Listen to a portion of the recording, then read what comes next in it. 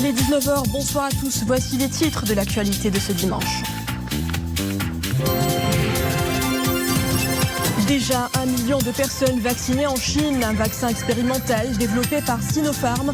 C'est avec ce géant pharmaceutique chinois que le Maroc s'est accordé pour l'octroi de millions de doses. À travers le monde, la course au vaccin bat son plein. Plusieurs pays s'activent à mettre le sérum à disposition de leurs citoyens. Et Sabira, la ville-monde conserve son cachet pluriel. À baisse d'actions de partenariat et de coopération signée hier vise la promotion des valeurs de tolérance et de coexistence en milieu scolaire et universitaire. Une manière de concilier la jeune génération avec l'histoire. Le manque de précipitations, très inquiétant pour les agriculteurs. En ce début de saison, la culture de l'arganier pâtit fortement du retard des pluies. La rareté du fruit fait tourner au ralenti les unités de production de l'huile d'argan. Nous le verrons dans un reportage de Piamskrut. Avant d'entamer ce journal, rappel des appels téléphoniques effectués par Sa Majesté le Roi Mohammed VI au cours de cette semaine. Lundi dernier, Sa Majesté le Roi a eu un entretien téléphonique avec le secrétaire général des Nations Unies, Antonio Guterres. L'entretien a porté sur les derniers développements de la question nationale, notamment la situation dans la zone d'El Guerguerat au Sahara marocain. Le souverain a reçu le même jour un appel téléphonique de son frère, Son Altesse Cheikh Tamim Ben Hamad Al Thani, émir de l'État du Qatar. Lors de cet appel, Son Altesse Cheikh Tamim Ben Hamad Al Thani a salué les décisions prises par Sa Majesté le Roi pour rétablir la situation dans la région d'El Guerguerat au Sahara marocain et a félicité le souverain pour les résultats positifs de ces décisions qui ont permis la réouverture du passage pour une circulation sûre des personnes et des biens. Avant-hier, jeudi, Sa Majesté le Roi Mohammed VI a reçu un appel téléphonique de son frère, Sa Majesté le Roi Abdallah II Ibn al-Hussein, souverain du royaume hachémite de Jordanie, qui a salué les décisions prises par Sa Majesté le Roi pour sécuriser la circulation des personnes et des biens dans la région d'El Guerguerat au Sahara marocain. Le souverain hachémite a exprimé à Sa Majesté le Roi Mohammed VI le souhait du royaume hachémite de Jordanie d'ouvrir un consulat général à la ville marocaine de Laayoune. Et hier, vendredi, Sa Majesté le Roi Mohammed VI a eu un appel téléphonique avec son frère, son Excellence Mohamed Ould Cheikh El Ghazouani, président de la République islamique de Mauritanie. À cette occasion, le souverain a fait part de sa disposition à effectuer une visite officielle à la République islamique de Mauritanie, adressant en même temps l'invitation à son Excellence le Président pour visiter son deuxième pays, le Royaume du Maroc. L'opération de nos forces armées royales pour la sécurisation du passage d'El Guerguerat continue de récolter un soutien international massif. De nombreux pays arabes, africains, d'Europe et d'Amérique ont montré leur appui infaillible à la position marocaine. Un élan solidaire auquel s'ajoute cette fois-ci la République d'Haïti. Hier soir, le ministère des Affaires étrangères et des cultes haïtiens a affirmé dans un tweet que la République d'Haïti suit avec attention la situation à El Guerguerat au sud du Maroc et apporte son soutien au royaume et à son intégrité territoriale. La République d'Haïti salue la libre intervention, l'intervention pacifique du Maroc pour garantir la libre circulation des biens et des personnes et appelle au respect des résolutions des Nations Unies pour trouver une solution politique à ce conflit régional. Pour sa part, la Hongrie a réaffirmé son ferme attachement au règlement pacifique de la situation dans la région du Sahara dans le cadre des efforts onusiens, comme le reflète la politique menée par le Royaume du Maroc. Dans ce contexte, la Hongrie réaffirme son soutien aux efforts menés sous les auspices exclusifs des Nations Unies en vue de parvenir à une solution politique réaliste, pragmatique et durable de la question du Sahara, reposant sur la notion de compromis, indique le ministère hongrois des Affaires étrangères. Dans une note verbale. La Hongrie tient également à souligner sa sincère reconnaissance pour le rôle stabilisateur que joue le Maroc dans toute la région.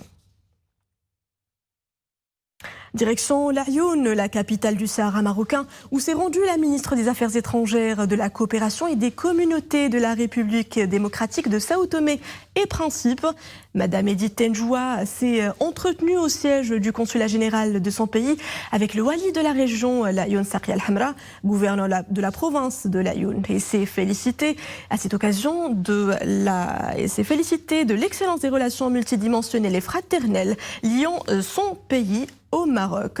Notre coopération avec le Royaume du Maroc touche déjà plusieurs domaines, dans l'agriculture, la pêche maritime, les énergies renouvelables et le tourisme, a-t-elle déclaré.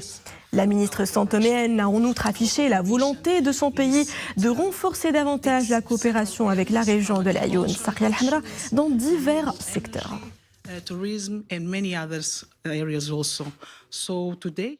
À présent, le bulletin quotidien des indicateurs de la situation épidémiologique. 3 979 nouvelles infections enregistrées ces dernières 24 heures. 3 746 guérisons et 60 décès. Le total des cas actifs est de 49 168, dont 996 cas graves et critiques. 186 enregistrés durant ces dernières 24 heures et 95 patients sont intubés.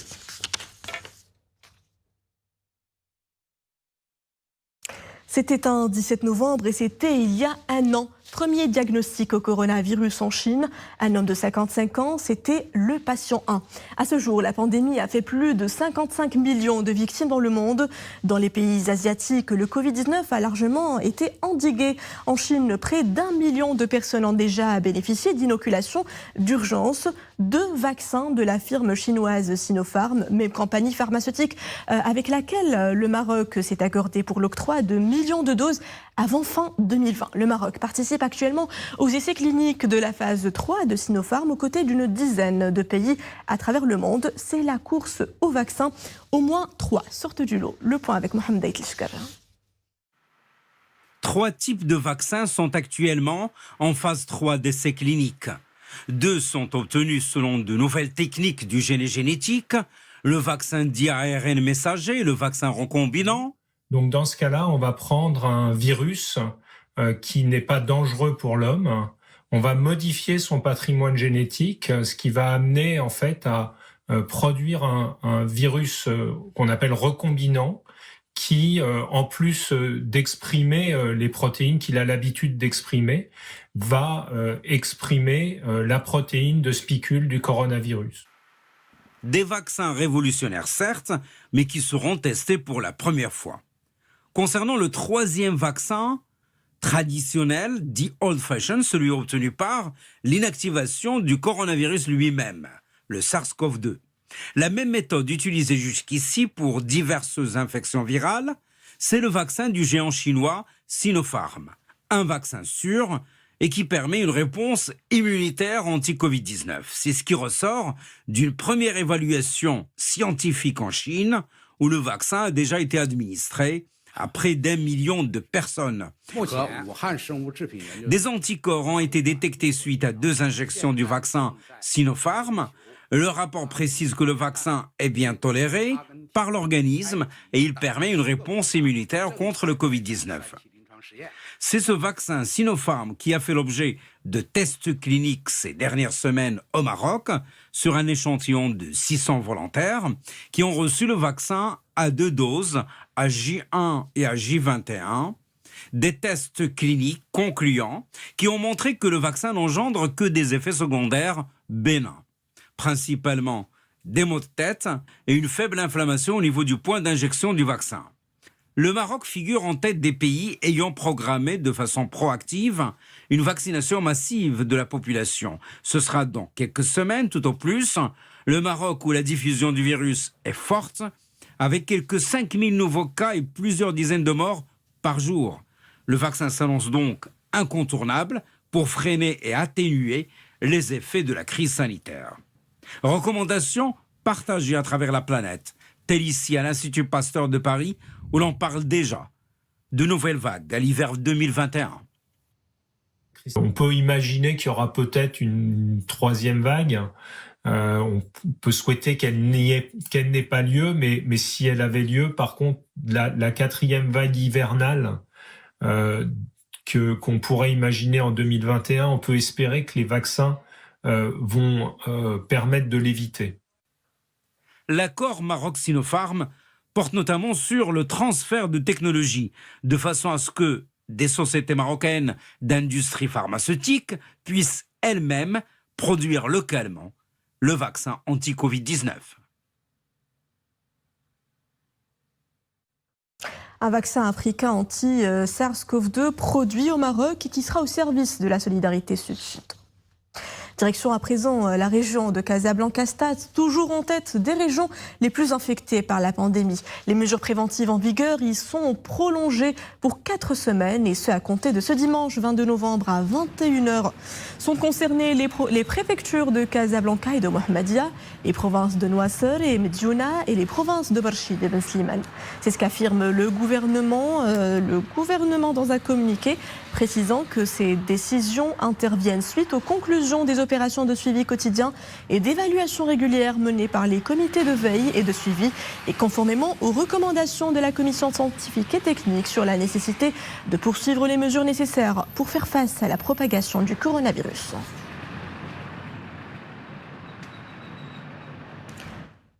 Les Casablancais ne seront pas les seuls à être soumis aux mesures restrictives de prévention. Les habitants d'Agadir sont à leur tour appelés à la plus grande vigilance. Après la hausse des cas de contamination durant les dernières semaines, les autorités de la ville serrent la vis. Ce soir, à partir de 21h, soit dans moins de 2 heures, entreront en vigueur de nouvelles mesures de prévention. Dans ce sens, il a été décidé la fermeture des plages ainsi que la fermeture de Souk El Had et des marchés de proximité à 15h. Il est question aussi de l'obligation de disposer d'une autorisation exceptionnelle de déplacement de et vers la préfecture d'Agadir et d'Outanan. L'interdiction de toute forme de déplacement nocturne entre 21h et 6h, à l'exception des déplacements pour des raisons de santé et professionnelles, ainsi que la fermeture des cafés, des restaurants, des magasins et des grands centres commerciaux à 20h. Il s'agit également de la fermeture des hammams et des salons, à l'exception des salons de coiffure. La fermeture des salles de sport, des parcs et des terrains de proximité ainsi que la suspension du transport via les bus à 21h et l'encouragement du travail à distance dans les cas qui le permettent. Les autorités locales ont invité en conséquence la population à une adhésion citoyenne à ces mesures préventives qui devront s'étendre sur une durée de 15 jours.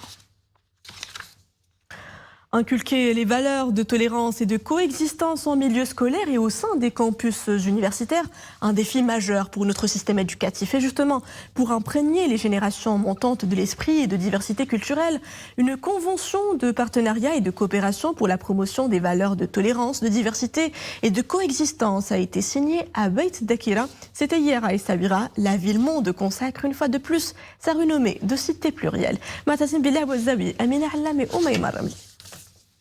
Essaouira, une terre de diversité. Il faut se perdre dans les détails de la cité des Élysées pour comprendre à quel point cette ville respire la culture, la liberté du culte et la tolérance. Nous sommes à la porte du Mellah. Niché dans cette ruelle étroite, Beit Dakira traduisait la maison de la mémoire, un musée du patrimoine juif. Sur ces murs, tous les objets recèlent une histoire différente. Seul point commun, tous mettent en valeur l'art du vivre ensemble sous nos cieux. Le Maroc ouvert, pluriel et uni autour des valeurs qu'il prône, les valeurs bien évidemment de l'ouverture, de la tolérance et du dialogue, où aucune sensibilité n'est exclue dans ce royaume pluriel et uni. Au contraire, toutes les sensibilités sont enrichies. Enrichi car désormais la culture hébraïque pourra être enseignée. Dans les établissements et universités, des clubs de tolérance et de coexistence verront le jour. Objectif, mettre en évidence les expressions de la diversité culturelle et cultuelle au Maroc. C'est une fierté pour nous, en tant que Marocains, de montrer justement cette histoire, de l'enseigner aussi aux nouvelles générations. Et de pouvoir ouvrir les portes de Beit Dakira aux jeunes du Maroc et de l'étranger. En conformité avec la Constitution de 2011, les programmes scolaires ont été révisés. Nous y avons introduit ce pan de notre histoire et la culture hébraïque en fait partie intégrante. Les générations montantes connaîtront davantage l'histoire de leur pays basée sur les valeurs de tolérance et du vivre ensemble. Des valeurs qui font la renommée du royaume. Ce temple de l'histoire juive avait été inauguré en janvier de cette année par Sa Majesté le roi Mohammed VI. Beit Dakira, un reflet de la mémoire commune qui rassemble juifs et musulmans dans une coexistence exemplaire au plan mondial. Le déficit pluviométrique en ce début de saison agricole inquiète. Si l'olivier, par exemple, se contente de peu d'eau, plusieurs cultures souffrent à contrario d'un manque de précipitations. Les effets du retard des pluies se font ressentir sur l'arganier. La rareté du fruit impacte fortement le rendement des coopératives féminines spécialisées dans la production de l'huile d'argan. Reportage Amskroud dans la région Souss-Massa. Nous retrouvons Monia Marouche. Commune Amskroud à 50 km d'Agadir. Dans cette coopérative spécialisée dans la production et l'extraction de l'huile d'argan, les femmes s'attellent chaque jour à concasser les noix du fruit de l'arganier. Grâce à cette ressource naturelle de l'anti-atlas, ces femmes sont devenues 100% autonomes. Sauf que voilà, ce fruit est de plus en plus rare dans la région et l'activité des femmes en subit les conséquences. Nous avons du mal à trouver le fruit d'argan. Cela est dû à l'absence de précipitations. Sans cette matière première, il nous est difficile de poursuivre notre activité. Aujourd'hui, nous rencontrons diverses difficultés pour maintenir la production des produits alimentaires et cosmétiques à base d'argan. Ces difficultés sont dues généralement aux dernières années de sécheresse aiguë qu'a connue la région Souss-Massa. Ce qui a impacté l'arbre arganier et aussi la quantité de la matière première, sans oublier la pandémie Covid-19 qui nous a obligés à prendre plus de précautions sanitaires ainsi que les mesures de distanciation. Et certaines de ces femmes se sont retrouvées du jour au lendemain sans ressources, des femmes qui, dans leur majorité, contribuent aux charges de leur ménage. Donc, pour soutenir leurs activités, un projet phare a été mis sur les rails. 10,000 هكتار ديال الأرجان الفلاحي وهذا البرنامج فيه تقدم كبير حيث تم غرس. Concernant le projet de plantation de 10 000 hectares d'arganier lancé par Sa Majesté le roi Mohamed VI, 3 500 hectares ont été déjà réalisés et 1100 autres sont en cours de plantation. 80 bassins d'irrigation ont été également aménagés pour contrecarrer les effets de la sécheresse. Et pour soutenir les femmes travaillant dans les coopératives, une assurance médicale leur a été dédiée. Celle-ci rembourse 80% de leurs frais médicaux. 2000 membres féminins en ont bénéficié. Vieux de 65 millions d'années, l'arganier, c'est l'arbre résilient qui s'adapte parfaitement à son écosystème. Il couvre 800 000 hectares sur les terres rouges du sud-ouest marocain. Et c'était le clap de fin de cette édition. Merci à vous de l'avoir suivi. Très belle semaine à tous.